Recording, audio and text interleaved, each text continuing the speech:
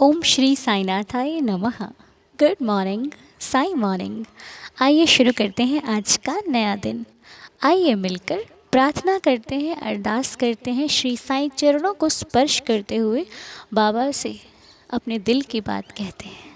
मैं आशा करती हूँ कि आप सभी लोग स्वस्थ और मस्त होंगे। और आइए मिलकर बाबा के श्री चरणों में अरदास रखते हैं, अपना प्यार रखते हैं। सुबह की शुरुआत साईनाथ के साथ। हे देवा, हे मेरे साईं, बाबा आपके आशीर्वाद से हमने आज का दिन शुरू किया है, आज की सुबह शुरू करने जा रहे हैं। हे परमपिता परमात्मा, मेरे तो माता भी आप, मेरे पिता भी आप, मेरे सखा भी आप, मेरे भाई बंधु भी आप। हर रिश्ता मैंने आपसे जोड़कर अपने आप को धन्य बना लिया है। बाबा, मेरे इस जीवन में कोई ऐसा सहारा नहीं है जिसको मैं ये कह सकूं कि इस पर मुझे ऐसा विश्वास है जो किसी पर नहीं है सिवाय आपके। आप मेरा जीवन हो, मेरा संसार हो, मेरा सब कुछ हो। हे देवा, मैं आपसे प्रार्थना करती हूँ कि मेरा ये चंचल मन आए दिन कहीं ना कहीं भटक जाता है, किसी गलत रास्तों पर चलने के लिए ऐसा कहता है कि फिर क्या हुआ, कुछ नहीं होता। लेकिन आपका स्मरण, आपका ध्यान हमें उस गलत रास्ते पर जाने से रोक लेता है, बचा लेता है, हमें संभाल लेता है। इसके लिए आपका कोटि कोटि धन्यवाद है। हे प्रभु, मैं आपसे बस इतना कहना चाहती हूँ, या फिर हम सभी आपसे इतना कहना चाहते हैं कि हम जहाँ कहीं भी हों, जब भी आपको पुकारें, आप हमारा सहारा बनकर हमें सद्मार्ग का रास्ता दिखाइएगा।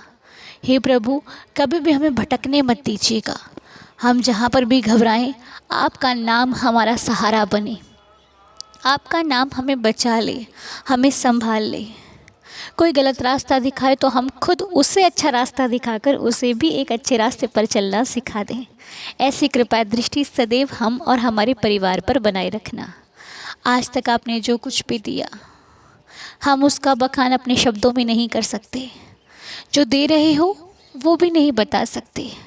बस हमारा हृदय हर बार हर पले की बात कहता है कि मेरे साईं का बहुत बहुत धन्यवाद है, जो उन्होंने मुझे एक सच्ची रास्ते पर खड़ा रखा हुआ है। क्योंकि ये जीवन इतना कठिन है कि झूठे रास्ते पर चलने का सबका मन करता है, सबका। क्यों? क्योंकि झूठे रास्ते इतने चमकदार होते हैं, इतनी चमक होती है उनकी कि इंसान भटक जाता है। बस वही बचता है जिसके ऊपर उसके भगवान के नाम का कवच है। उसे वो चमक भाती नहीं। वो कहते हैं मेरे पास जो चमक है वो उससे कहीं अधिक बेहतर है। ये चमक क्या है? ये तो कुछ भी नहीं है। मेरे पास जो चमक है वो इससे कहीं बेहतर है, मुझे नहीं चाहिए। आप जब भगवान के चरणों में बैठते हो ना, अगर सच्चे दिल से बैठते हो, तो आपका कहीं ना कहीं मोह उन चीज़ों से कम हो जाता है जो गलत के मार्ग पर होती हैं या फिर गलत सिखा रही होती हैं। कभी गौर करना, आप कहोगे नहीं मुझे नहीं पसंद है। क्या पसंद है? वो जहाँ पे आपके बाबा का नाम होता है, जहाँ पे आपके इष्ट का नाम होता है, जहाँ पे आपके आराध्य का नाम होता है, वहाँ जाना पसंद करते हो। बाकी किसी भी जगह पे मन लग जाए तो नहीं लगता। इसीलिए हम बाबा से प्रार्थना करते हैं, देवा, धरती तुम्हारी, अंबर तुम्हारा, ये हवा तुम्हारी, जल तुम्हारा, सब कुछ तुम्हारा, मैं भी तुम्हारा। बाबा, मैं तो आपकी सृष्टि पर हूँ, आपके आज्ञा से हूँ, आपके हुक्म से हूँ। आप चाहो तो मेरा यहाँ पर एक दिन भी गुजारा नहीं है। अगर आपका हुक्म हो जाए तो इस सृष्टि पर मैं अपनी मर्जी से एक सेकंड नहीं रह सकता। एक सेकंड तुम चाह लो तो इस सृष्टि पे हर नेक काम मुझसे करवा लो, हर अच्छा काम मुझसे करवा लो। बस प्रभु, अपनी दया दृष्टि रखना, आपकी नज़र में अच्छा बना रहूं, ऐसी कृपा बनाए रखना। क्योंकि आपकी नज़र में अच्छा बनना मतलब वाकई में अच्छा। मुझे दिखावे की दुनिया से दूर कर दो साईं, मुझे गलत विचारों से दूर कर दो साईं, मुझे अच्छे मार्ग को चुनने के लिए सद्बुद्धि दो साईं। मैं कभी किसी का अहित ना करूं, कभी किसी के गलत कार्यों में उनका सहयोग ना दूं साईं। तुम्हारी कृपा, तुम हमेशा हमारे साथ रहना। यदि कोई जाने अनजाने में भूल चूक हो जाए तो हमें क्षमा करना, क्योंकि इंसान है ना, हम भटक जाते हैं, गलतियां कर देते हैं देवा। लेकिन तुम उस हर गलती से हमें बाहर निकालोगे। हमें पता है जिस प्रकार आए दिन हमारी उम्र बढ़ रही है, हम इस जीवन के आए नए पड़ाव पर चले जाते हैं आए दिन। तो आप हमारा मार्गदर्शन करना और हमारी बढ़ती उम्र के साथ साथ हमारा जो नाम स्मरण है आपका, वो भी बढ़ता जाए।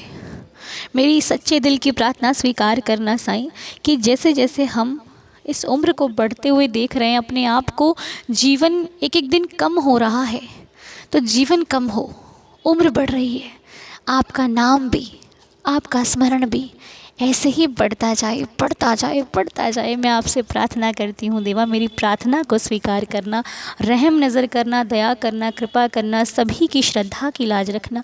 जो सच्चे दिल से प्रार्थना करता है उस सच्चे हृदय की हर प्रार्थना को स्वीकार करना। मेरी आपके श्री चरणों में ये अरदास, ये विनती है मेरे देवा।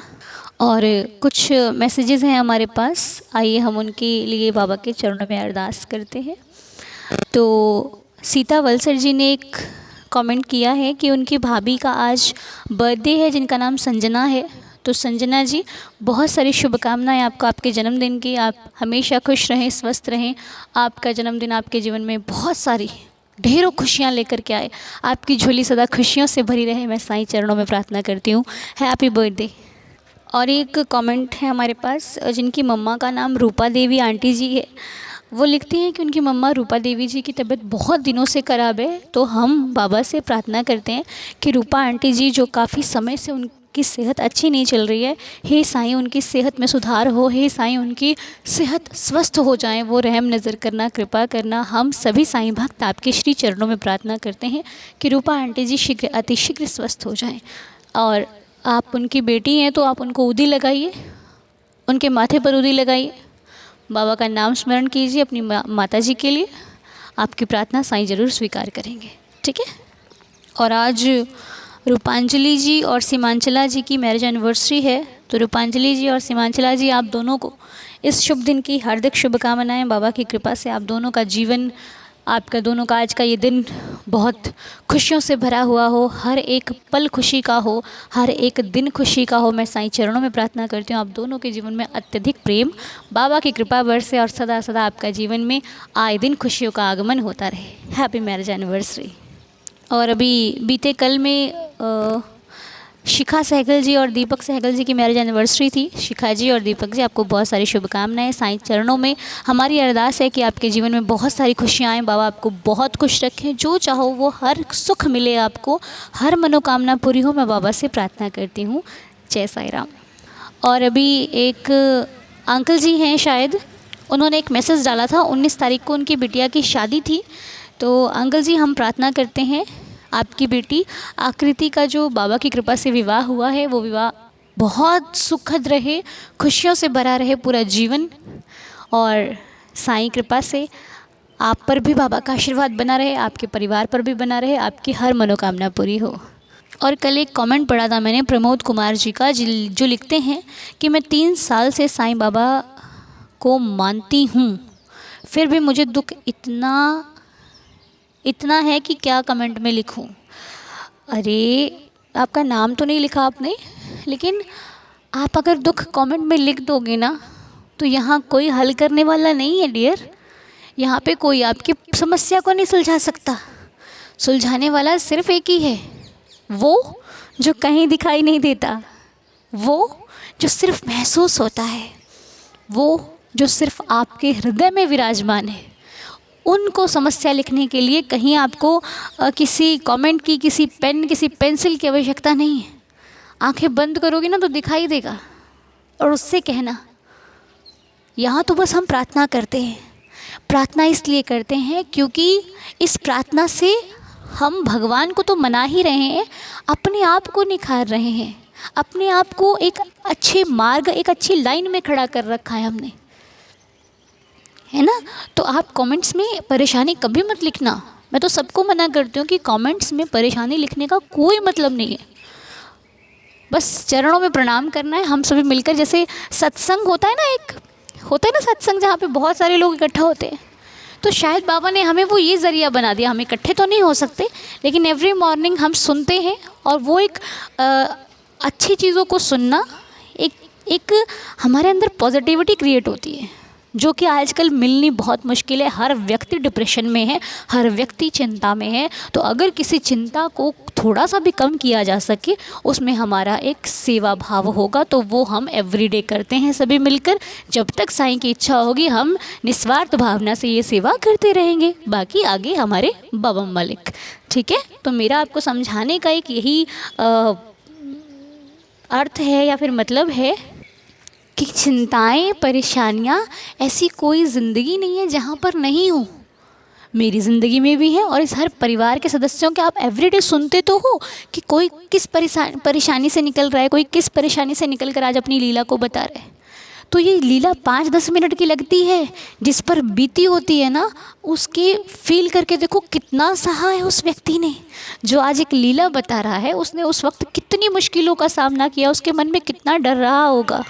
ठीक है, अब परेशान नहीं होना। मैं बाबा से प्रार्थना करती हूँ आपकी सारी परेशानियाँ बहुत जल्दी ख़त्म हो जाएं।